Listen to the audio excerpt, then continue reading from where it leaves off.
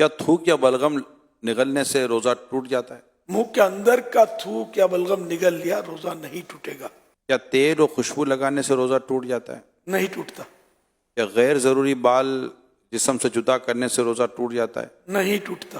क्या रोजे की हालत में मिसवाक करने से रोजा टूट जाता है? नहीं टूटता। क्या नाखून काटने से रोजा टूट जाता है? नहीं टूटता। क्या खून टेस्ट करवाने से रोजा टूट जाता है? नहीं टूटता। क्या इंजेक्शन ड्रिप लगाने से रोजा टूट जाता है? नहीं टूटता। क्या रोजे की हालत में नहाने से क्या रोजा टूट जाता है? नहीं टूटता।